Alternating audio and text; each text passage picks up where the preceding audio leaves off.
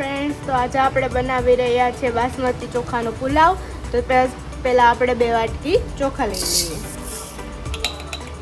તો આપણે 2 વાટકી ચોખા લઈ લીધા છે, તો એને સારા પાણીમાં આપણે વોશ કરી લઈએ. તો હવે આપણે ચોખાને ધોઈ લીધા છે, એમાં આપણે પાણી નાખી દઈએ.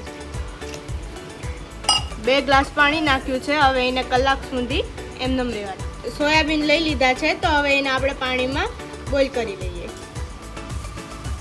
પાણી બોઇલ થવા મૂક્યું છે. બોઇલ થાય એટલે આપણે સોયાબીન નાખી દઈશું. પાણી હવે બોઇલ થઈ ગયું છે, તો આપણે કઢી નાખી દઈએ. થોડુંક મીઠું નાખશું અંદર.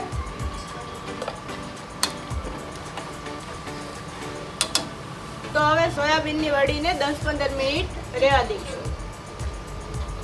તો આપણે 1 વાટકી દહીં લીધું છે, એમાં આપણે 1.5 ટીસ્પૂન હળદર લીધું છે,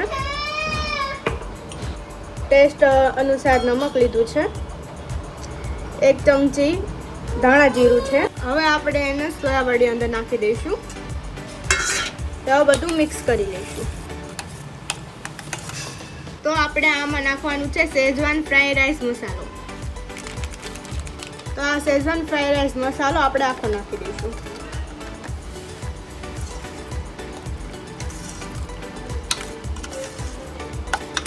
તો હવે બધું સારી રીતે મિક્સ થઈ ગયું છે. તો આને 15 મિનિટ માટે ફ્રીઝમાં મૂકશું. તો પહેલાં એમાં આપણે તેલ નાખી દઈએ. તો હવે આપણે આમાં 4 ચમચી તેલ નાખ્યું છે. તો હવે તેલ ગરમ થાય એટલે આપણે એમાં જીરું નાખીશું. 1/2 ચમચી જીરું નાખશું.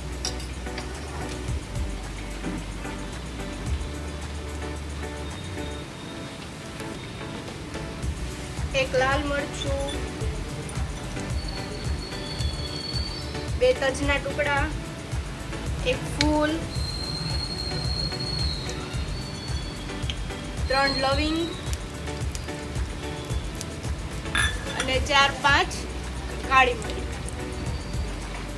હવે આપણે 1/2 ચમચી હિંગ નાખી દઈશું. 3-4 મીઠા લીમડાના પાન,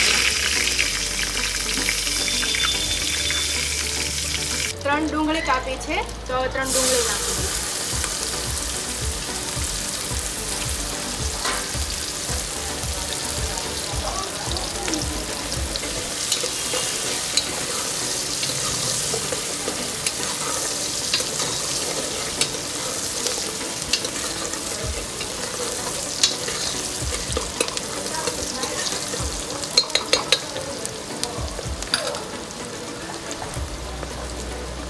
તો ડુંગળી શેકાઈ ગઈ છે. તો હવે એમાં આપણે 2 ટમેટા નાખી દઈએ.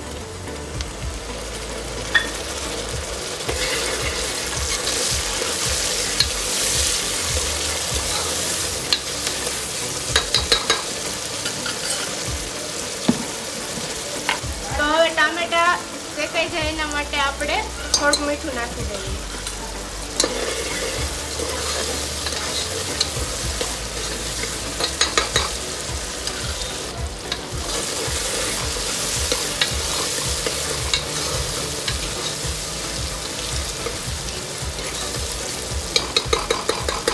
આમાં ટામેટા થોડા ગળી ગયા છે. તો હવે આપણે એમાં બટેટા નાખી દઈશું.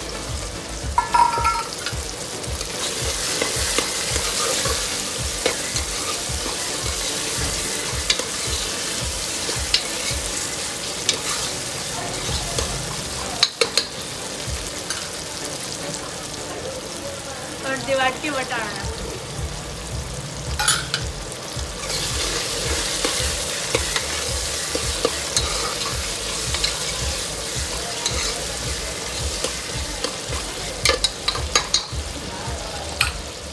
બધી વસ્તુ કઢીમાં ચડવા દઈશું. તો હવે આપણે આદુ, લસણ અને લીલા મરચાંની પેસ્ટ નાખી દઈએ.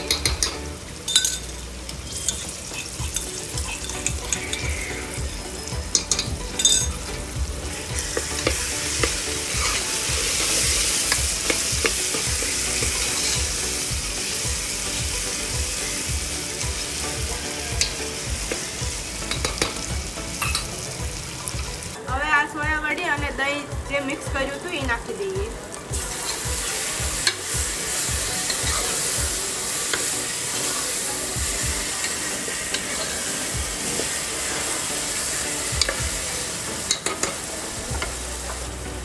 આમાં દહીં છે તો એને થોડીક વાર ચડવા દઈએ.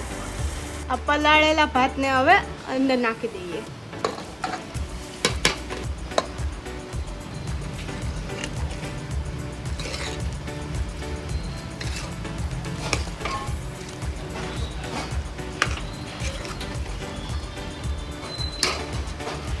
હવે આપણે આમાં 4 ગ્લાસ પાણી નાખી દઈએ. હવે આમાં આપણે એક બોઇલ આવવા દઈએ. હવે આપણી બિરયાનીમાં એક બોઇલ આવી ગયો છે તો આ ટાઈમ પર આપણે ચાખી લેવું કે કાંઈ પણ કમી હોય તો એ નાખી દેવું. ચોખાનો એક એક દાણો છૂટો થાય એ માટે આપણે અડધું લીંબુ નાખી દઈએ.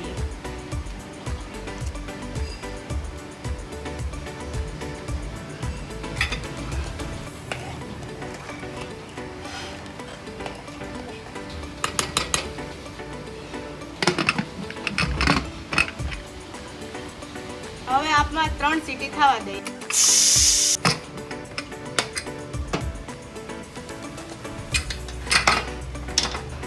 તો હવે આપણે આમાં કોથમરી નાખી દઈએ.